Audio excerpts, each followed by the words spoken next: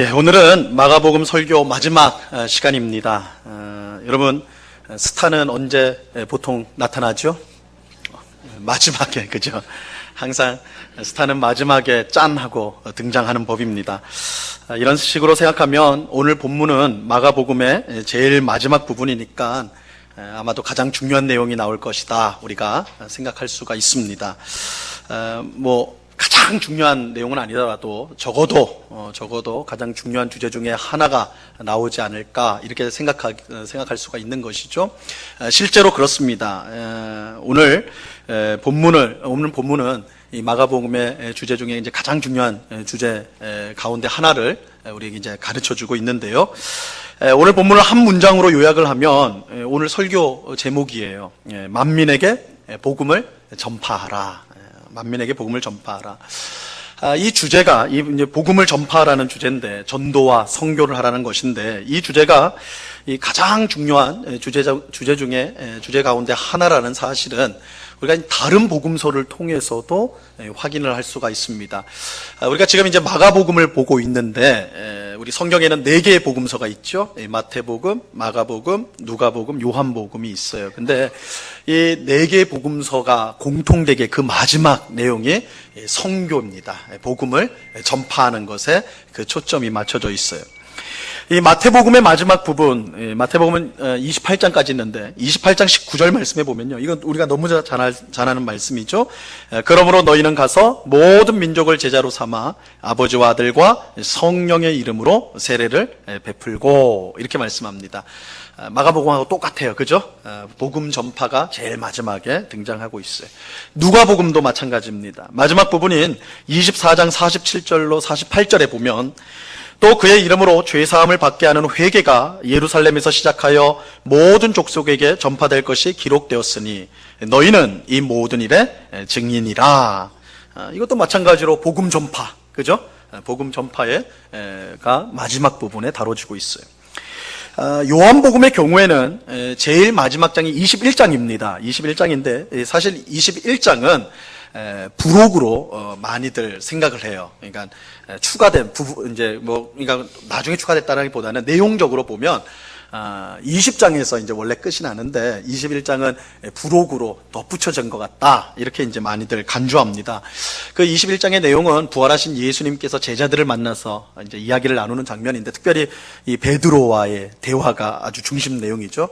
내가 나를 사랑하느냐, 이거 유명한 3번의 질문을 하는 게 이제 21장의 내용이거든요.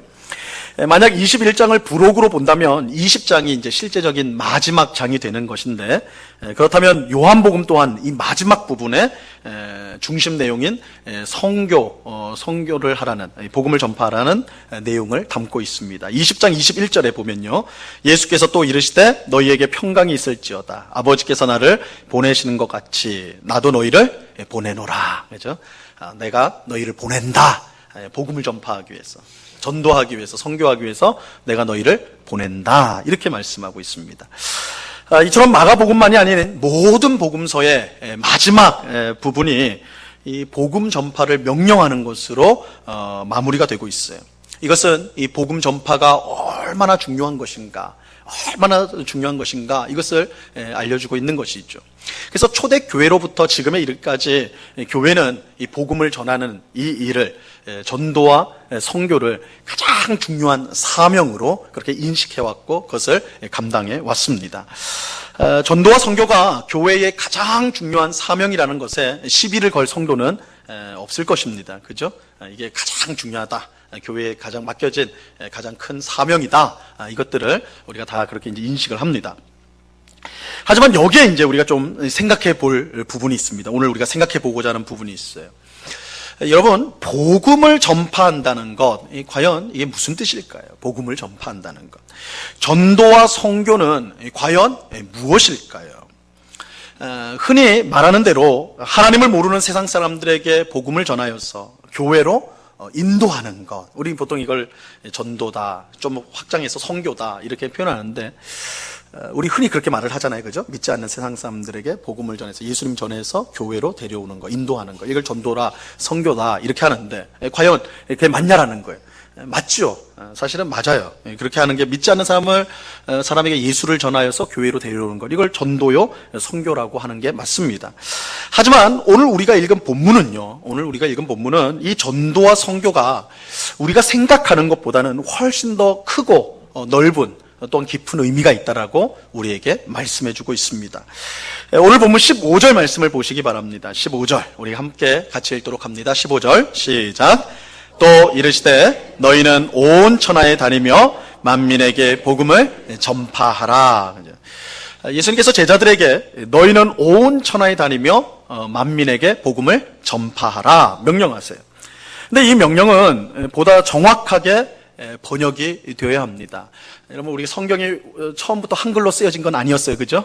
원래 그리스말로, 신약성경은 그리스말, 헬라말로 되어진 거를 이제 번역을 한 겁니다. 그렇다 보니까 이 번역이 아주 정밀하게 되지 못한 부분도 있는데, 오늘 본문이 좀 그런 부분에 속해요. 이 부분을 어떻게 번역을 해야 되냐면, 너희는 온 천하를 다니며 모든 창조물에게 복음을 전파하라. 만민이 아니라 모든 창조물에게 복음을 전파하라. 아마도 이 성경을 번역하신 분이 이 복음을 들을 수 있는 것은 사람밖에 없으니까, 그래서 모든 만민에게 이렇게 번역을 한 것 같아요. 사실 이런 생각이 아예 틀린 건 아니겠죠. 그죠? 여러분, 우리가 들에 핀 꽃이나 아니면 전깃줄에 나란히 앉은 새들에게 가가지고 예수를 믿어라 이렇게 말하는 거, 그거 상상하기 어려운 일이에요. 그죠? 그 흔한 일은 아니라고요. 물론 이런 일이 아예 없었던 건 아니에요.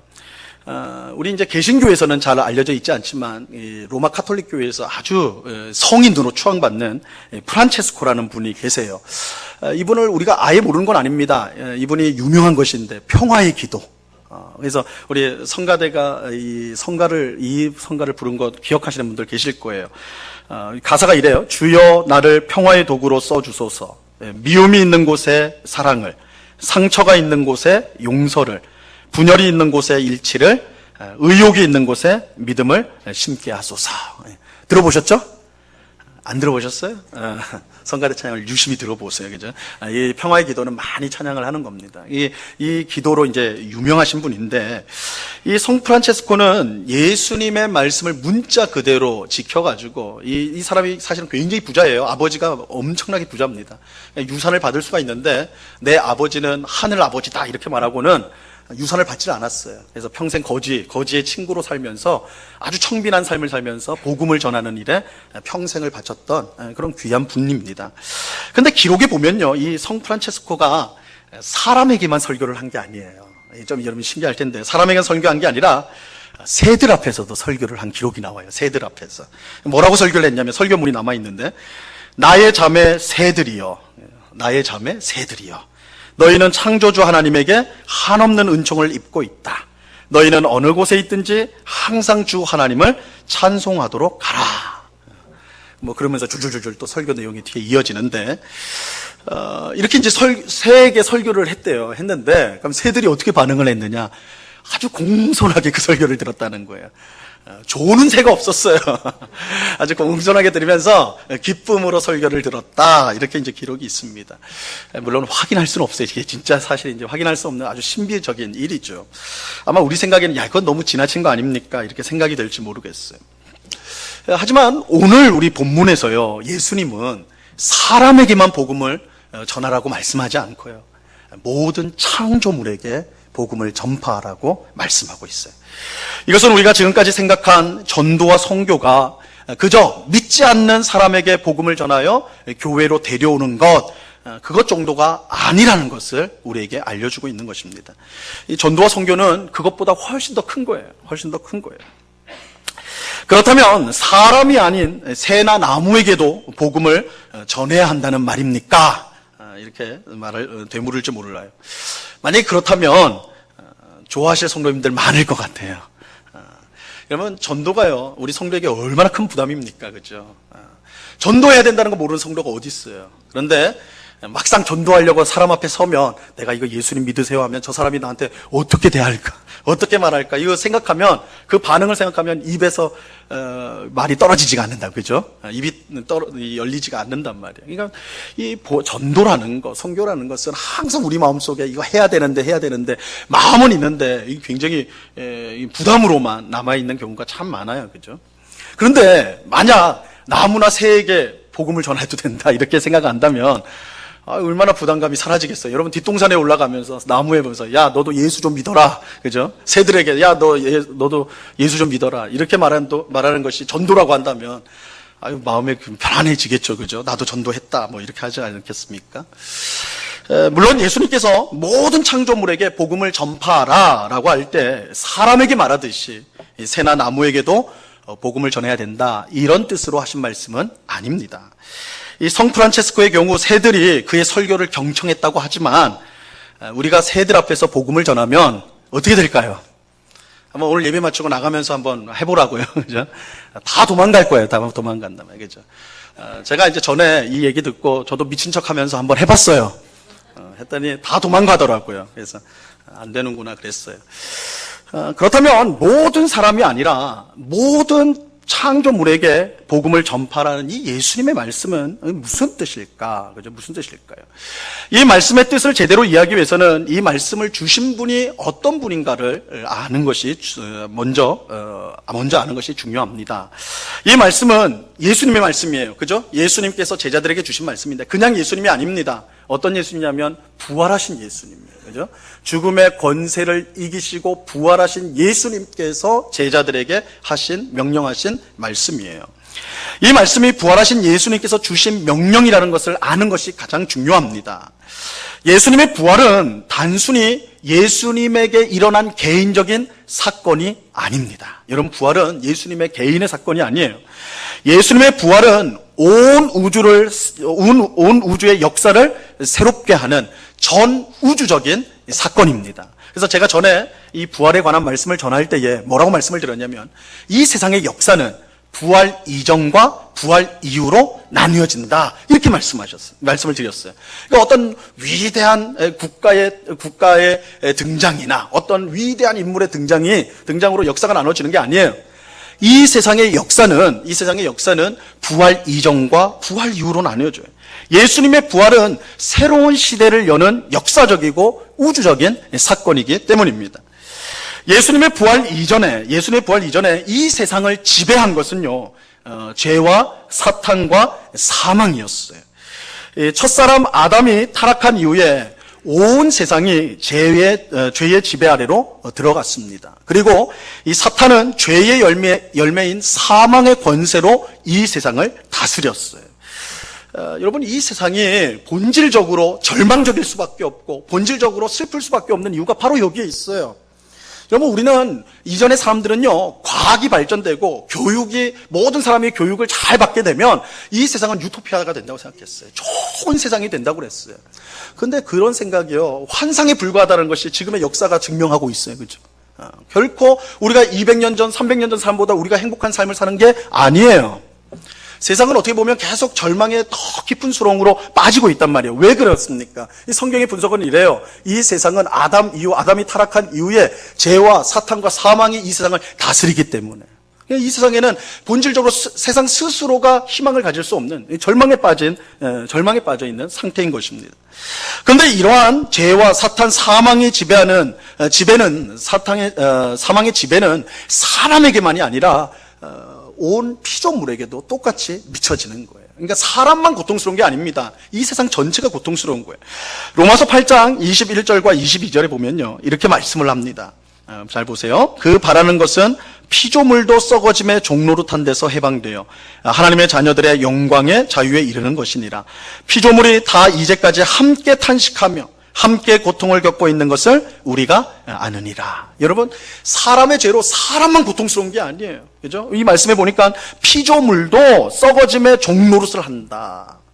함께 죄의 저주 가운데 고통을 당한다는 거예요. 그죠? 피조물이 다 이제까지 함께 탄식한다. 탄식하면서 함께 고통을 겪고 있다. 이렇게 말씀하고 있어요. 이것은 죄와 사탄, 사망의 지배가 단지 죄를 지은 사람만이 아니라 모든 피조물에게 영향을 미친다는 것을 분명히 알려주는 거예요. 이렇게 보면 하나님께서 예수님을 통해 세상을 구원하신다라고 할 때 그 구원은요, 구원의 대상은 단지 죄를 지은 사람만이 아니겠죠. 그렇죠? 죄로 말미암아 사람만 고통 가운데 빠진 것이 아니기 때문에, 온 피조물도 고통에 빠졌기 때문에 결국 하나님께서 예수님을 통하여 구원을 한다고 할 때 그 구원의 대상은 죄를 지은 사람뿐만 아니라 그 죄 때문에 고통을 당하는 온 피조물, 모든 창조물이 구원의 대상이 되는 것입니다. 자, 이러한 사실은 마지막 날에 있게 될 이 구원의 완성을 예언한 이사야 선지자의 말씀을 통해 우리가 확인을 할 수가 있습니다.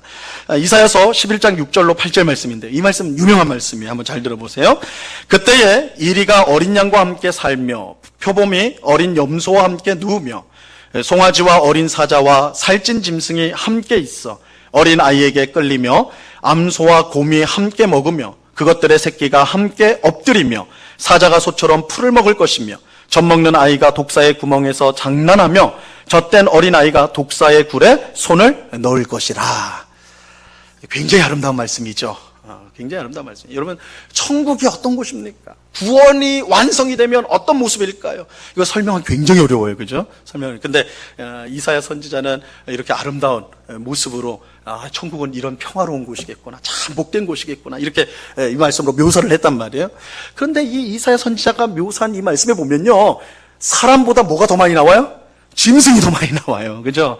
그래서 이 말씀 오해하면, 야, 천국에는 사람은 없고 짐승만 뛰어노는 거였구나, 이렇게 이제 오해를 할 수 있을 것 같은데, 그죠? 여기 보면 사람이 많지 않고 짐승이 많이 나와. 이리와 어린 양과 표범과 어린 염소, 송아지, 어린 사자, 암소와 곰, 독사, 온갖 짐승들이 다 나온단 말이에요. 그죠? 구원의 완성을 표현할 때 이런 짐승의 이야기들을 하는 것, 그건 뭐예요? 이 구원의 완성이라는 것은 단지 사람만 죄에서 꺼내서 천국에 집어넣는 것이 아니라, 구원의 완성은 사람만이 아닌 모든 창조물이 함께 구원을 얻는 것. 그죠? 이 기독교에서 말하는 이 구원이라는 것은 단지 우리 죄인 사람만이 아니란 말이에요. 그 죄로 말미암아 함께 고통당하는 사람을 포함한 모든 창조물이 구원의 대상이 되는 거예요. 모든 창조물이 죄와 사탄, 사망의 권세를 벗어나 하나님의 은혜 가운데 살아가는 것, 은혜의 다스림을 받는 것, 이것이 바로 구원의 완성이에요. 그런데 이러한 구원의 완성을 가져오는 가장 중요한 사건이 무엇이냐? 바로 예수님의 부활이에요. 예수님의 부활. 예수님의 부활은 이전까지 이 세상을 지배하던 죄와 사탄과 사망의 권세를 깨트린 사건이에요. 여러분, 부활이라는 것은 단순히 죽은 사람이 다시 살아났다, 그 정도의 의미가 아니에요. 야, 놀랍다, 그 정도가 아니에요. 이 신학적으로는 이 부활의 사건은 무엇보다 죄와 사탄과 사망의 권세가 깨졌다, 절대적으로 이 세상을 붙잡고 있던, 절대적으로 우리를 붙잡고 있던 이 권세가, 이 절대적인 권세가 깨졌다라는 것을 보여주는 것이 예수님의 부활 사건의 진정한 의미예요. 예수님의 부활로 예수님의 십자가 죽음이 모든 죄를 깨끗하게 한 사건, 대속의 죽음이라는 것이 증명이 돼요. 만약에 예수님이 부활하지 않았다면 예수님의 십자가 죽음이 우리를 위한 죽음인 줄 어떻게 알겠습니까? 그죠? 한 죄인의 죽음과 뭐가 다르겠냐고요. 근데 예수님이 부활하심으로 말미암아 예수님의 십자가 죽음이 우리의 죄를 위한 대속의 죽음이라는 게 증명이 되는 거예요. 그죠? 예수님의 부활로 우리의 죄 문제가 해결이 되는 거예요. 또한 사탄은 사망의 권세로 이 세상을 다스리는데, 여러분, 사탄의 가장 강력한 무기가 죽음이에요. 죽음, 사망이라고요. 사망. 근데 이 부활은 사망을 깨트린 사건이에요. 그죠? 예수님의 부활은 이전까지 절대적인 권세를 갖고 있던 사망이, 죽음이 깨졌다라는 거잖아요. 예수님이 죽음 가운데 놓여서 죽음을 이기신 거 아니에요? 그러니까 사망의 권세를 깨트린 게 부활인데, 사망의 권세를 가지고 이 세상을 지배했던 사탄의 힘이 이뤄졌다라는 것을 보여주는 것이 이 부활이에요. 그러니까 이 부활 사건은 죄와 사탄과 사망의 권세가 무너졌음을, 깨졌음을 보여주는 이 사건인 것이죠. 대신 예수님의 부활로 새로운 생명이 주어지게 되었습니다. 누구든지 예수님을 믿는 사람은 이 새로운 생명, 부활의 생명을 얻게 되는데, 이것을 성경은 영생이라고 말을 해요. 여러분, 우리가 영생이라고 그러면 죽지 않고 사는, 영원히 사는 것이라 이렇게 이해하기 쉬운데, 성경이 말하는 영생은 그런 게 아니에요. 물론 죽지 않고 영원히 살겠죠. 그러나 그의 본질적인 의미는 아니에요. 중요한 의미는 아니에요. 중요한 의미는 영생은 하나님의 은혜와 사랑의 지배를 받는 삶을 말하는 거예요. 그러니까 영생이 곧 천국의 삶인데, 천국이 어떤 곳이에요? 하나님이 다스리는 곳이잖아요. 그래서 하나님의 다스림을 받는 것, 하나님의 은혜와 사랑 가운데 살아가는 것을 성경은 영생이라고 그러는 거예요. 예수님의 부활로 새 생명인 영생이 우리 모두에게 주어지게 된 것입니다. 누구든지 예수님을 믿는 사람은 이러한 영생을 얻고 누리게 된다. 예수님의 부활로. 그죠? 이게 바로 복음이에요. 이게 바로 복음이에요. 예수님의 십자가 죽음과 부활을 통해 죄와 사탄과 사망의 지배에서 벗어나 하나님의 은혜와 사랑의 지배를 받게 되었다. 이 사실이 바로 복음이에요.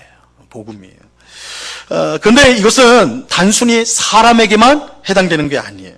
온 창조물에게도 다 해당이 되는 거예요. 그죠? 그렇기 때문에 예수님은 만민에게, 사람에게만 이 소식을 선포하라는 것이 아니라 온 창조물에게, 모든 창조물에게 이 사실을 선포하라고 말씀하는 것입니다. 예수님의 부활 사건으로 말미암아 온 세상의 운명이 바뀌었기 때문인 것이죠. 이 복된 소식, 이 복음을 전하는 것이 바로 전도이고 선교예요. 그죠?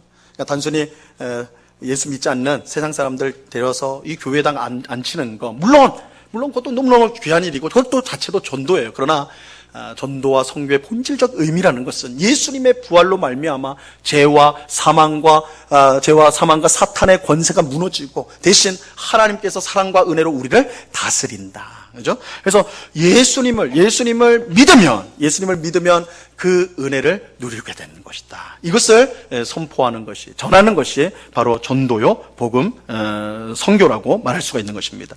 자, 이런 점에서 전도와 선교는요, 단순히 용기 있는 몇몇 사람이 할 수 있는 그런 어떤 특별한 행동이 아니에요. 우린 전도를 그렇게 생각해요. 나는 은사가 없어서, 나는 말을 잘 못해서, 난 성경을 못해서 나 전도 못해요.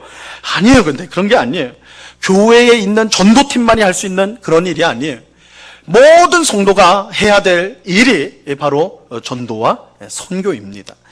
예수님을 믿어 하나님의 은혜와 사랑의 지배를 받는 삶, 새로운 삶을 사는 성도라면 그 누구라도 이 사실을 전해야 하는 것입니다. 그런데 무엇을 통해 이 사실을 전해야 하는가? 무엇을 통해 전해야 되는가? 먼저는 당연히 말로 전해야 됩니다. 말로 전해야 돼요.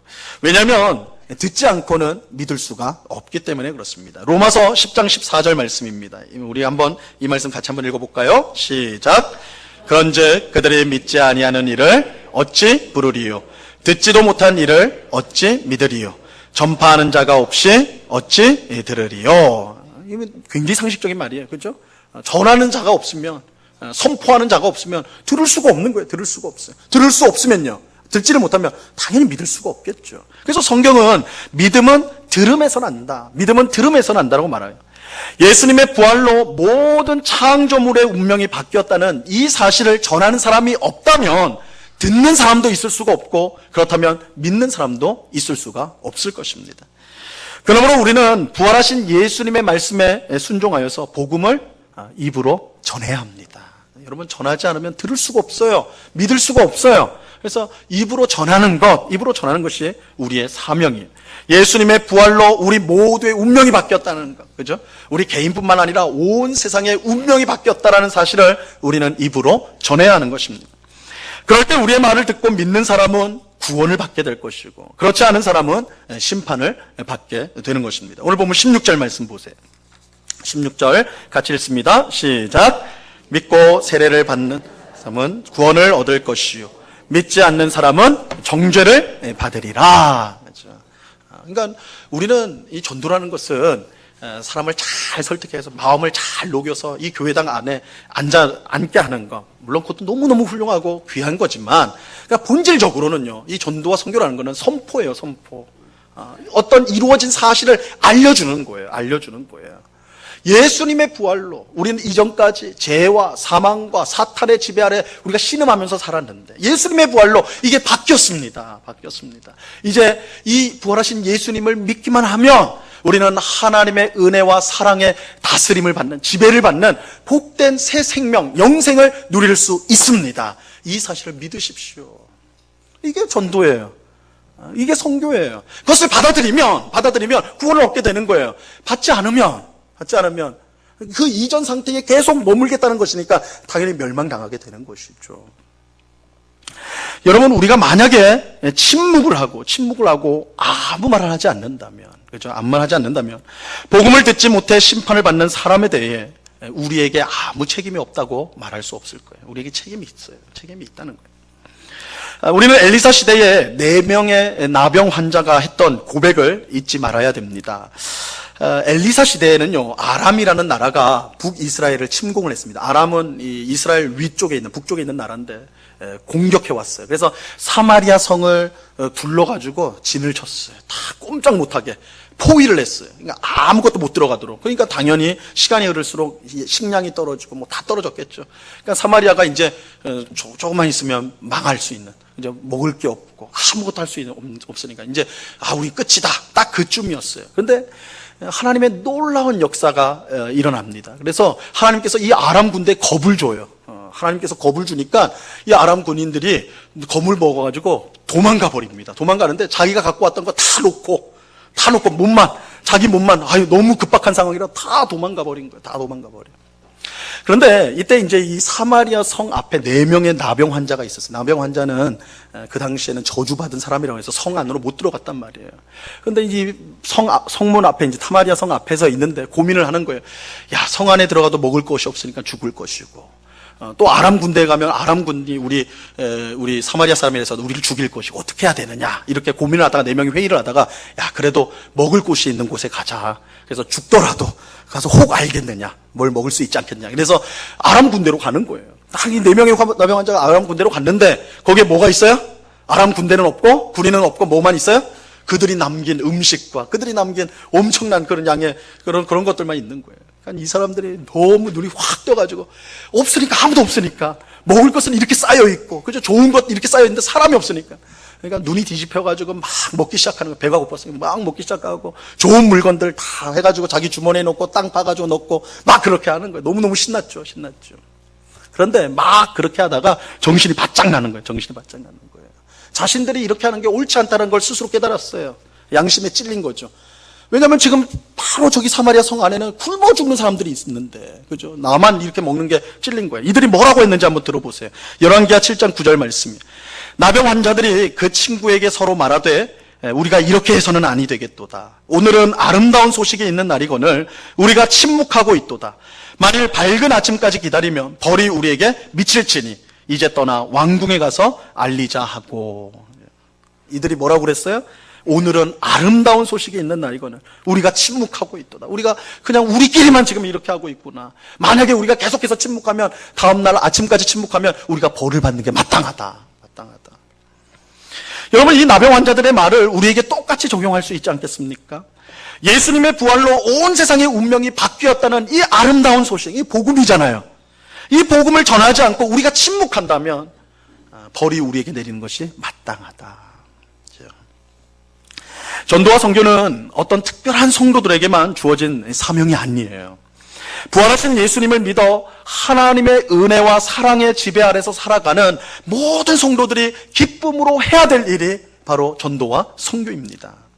우리는 입을 열어서 예수님의 부활로 바뀐 우리의 운명, 이 세상의 운명을 증거할 수 있어야 되는 거예요. 우리의 입을 열어서 전해야 됩니다. 근데 입으로 전하는 것이 이처럼 참 중요하지만, 먼저는 하여튼 입으로 전해야 돼요. 이게 중요해요. 근데 그것과 똑같이 중요한 것이 하나 있습니다.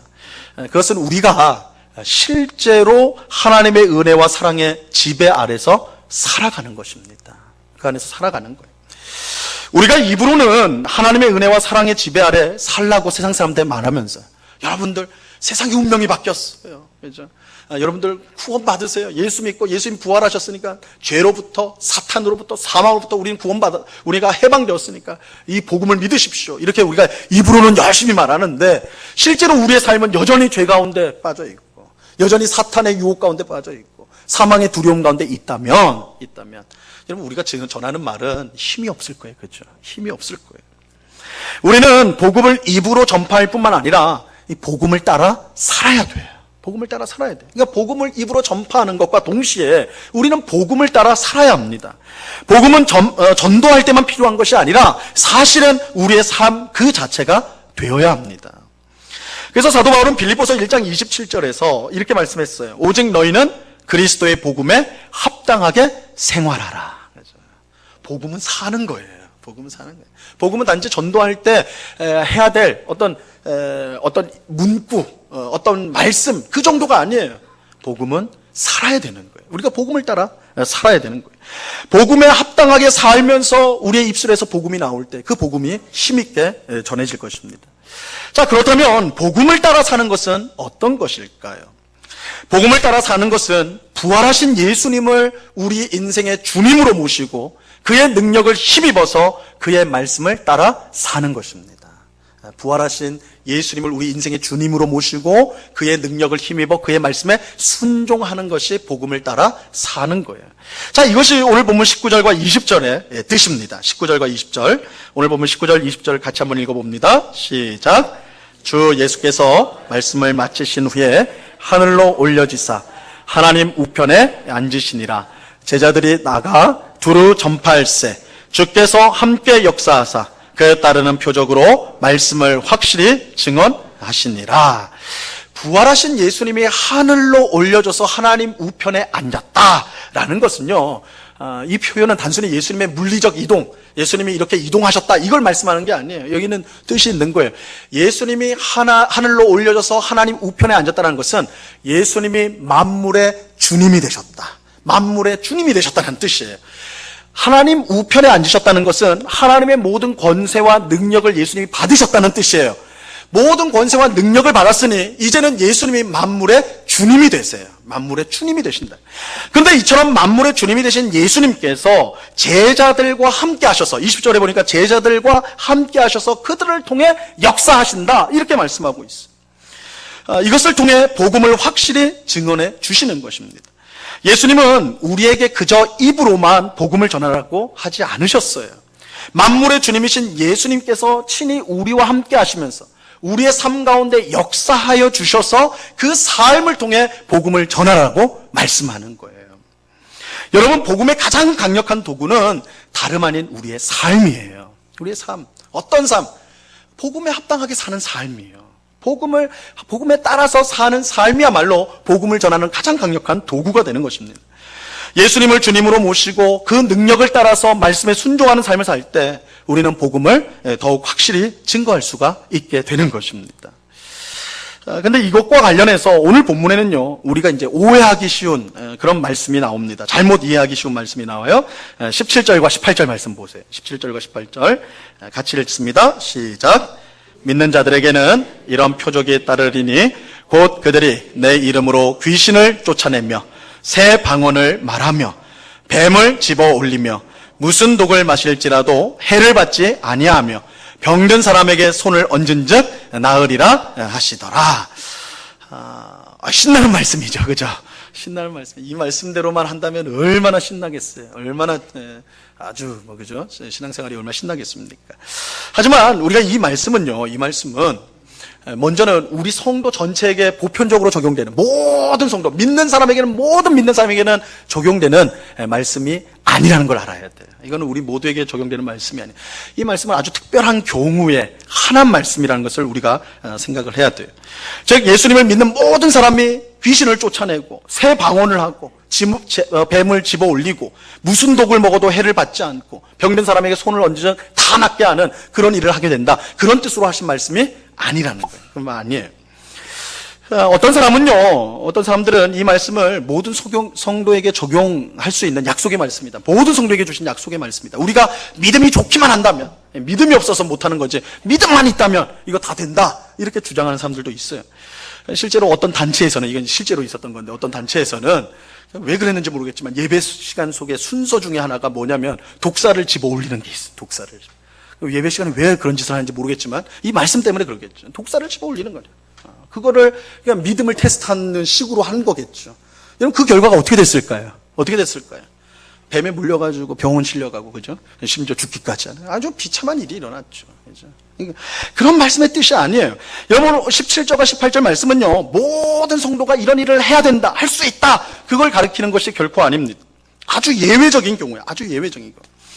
여러분, 교회 역사를 보면 위에 대한 믿음을 가졌던 성도, 누가 봐도 정말 하나님 앞에 신실했던 그런 성도들이요, 병들어 죽었어요. 병들어 죽었습니다. 그죠? 그런 성도 많아요. 또한 독을 마시고 순교를 당한 성도들도 많습니다. 뱀이나 짐승 때문에 죽임을 당한 성도들도 많아요. 이 말씀대로라면 이런 성도는 있어서는 안 되겠죠. 만약에 이게 모든 성도에게 포함되는 거라면. 그런데 실제로는 그런 경우가 많아요. 이 말씀은 모든 성도가 이런 특별한 능력을 받을 수 있다라는 뜻이 아니라 부활하신 예수님께서 우리와 함께 하실 때 얼마나 큰 능력이 나타날 수 있는가, 그것을 알려주는 말씀으로 우리가 받아야 되는 거예요.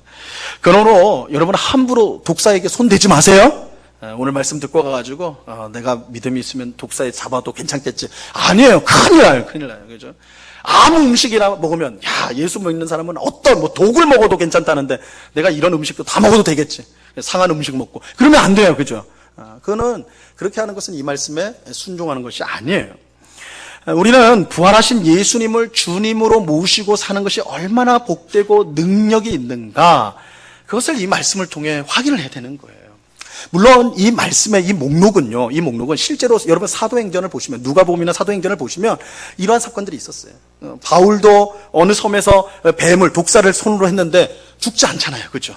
이 사건들이 다 있긴 했어요. 그러니까 예외적인 경우였어요. 극히 예외적인 거예요. 사도 바울이 아무 때나 독 마시고 독사 집어들고 이러지 않았다고요. 그죠? 예외적인 거예요. 그러니까 이 말씀의 핵심 포인트는 모든 성도가 이런 능력을 가질 수 있다, 믿음이 있으면 된다, 그게 아니라 부활하신 주님께서 우리와 함께 하시기 때문에 그 어떤 위협도, 그 어려움도 결국은 승리할 수 있다, 이것을 강조하는 말씀이에요.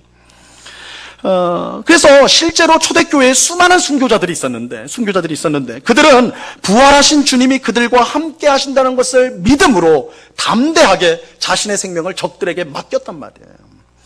부활하신 주님이 함께 하신다는 것을 믿었기 때문에 두려움 없이 죽음을 받아들였어요.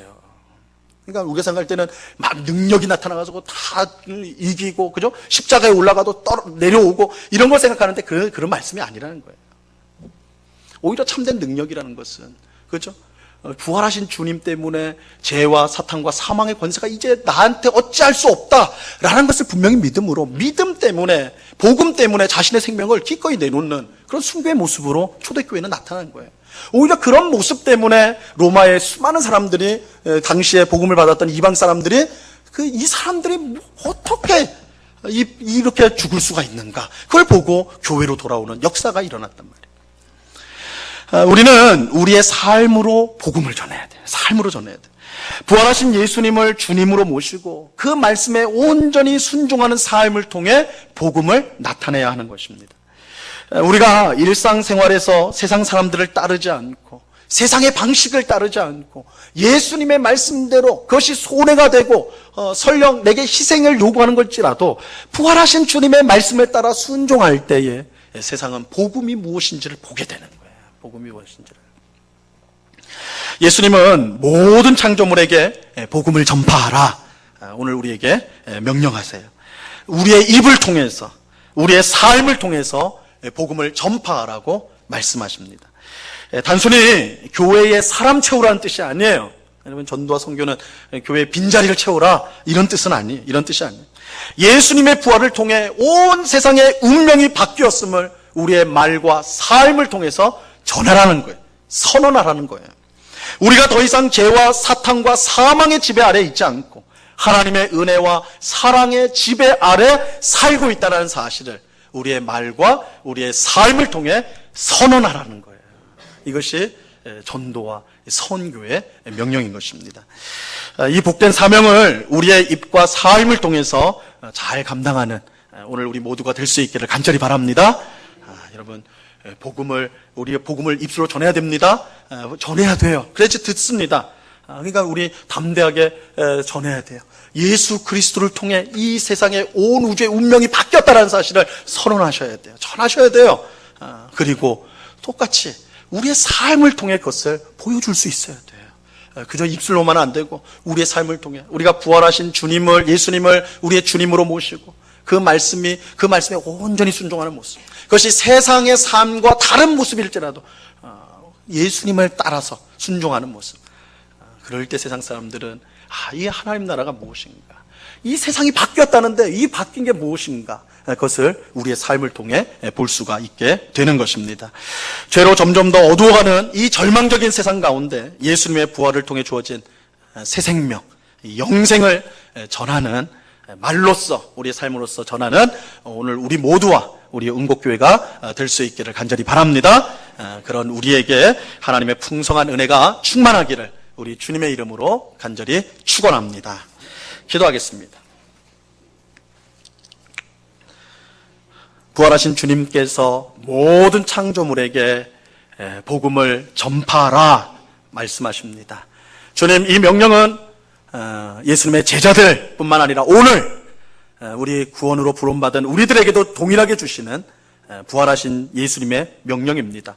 우리의 입술로서, 우리의 삶으로서 이 세상의 운명이 부활하신 예수님으로 말미암아 바뀌었다. 정말 구원의 문이 열렸다. 정말 죄와 사망과 사탄의 권세가 사라지고 하나님의 사랑과 은혜의 통치가 시작되었다. 하나님의 나라가 임한다. 이 사실을 우리의 입과 우리의 삶을 통해 증거하는 저희가 되게 하여 주시옵소서. 하나님, 우리가 침묵한다면 이 사실을 세상 사람들이 들을 수 없습니다. 비록 우리가 입술로 이 말을 한다 할지라도 우리의 삶이 거꾸로 가는다면 세상 사람들은 그 복음을 믿지 못할 것입니다. 주님, 우리에게 주신 이 귀한 사명, 복음을, 부활하신 예수님의 이 복음을 말로써, 삶으로써 증거하는 이 일을 우리 평생에 잘 충성스럽게 감당하여서 이 세상의 복된 소식을 전파하여 많은 사람들을 주님 앞으로 인도하는 일에 쓰임받는 우리 모두와 우리 은곡교회가 될 수 있도록 은혜를 내리워 주시옵소서. 감사하며 예수 그리스도 이름으로 기도드리옵나이다.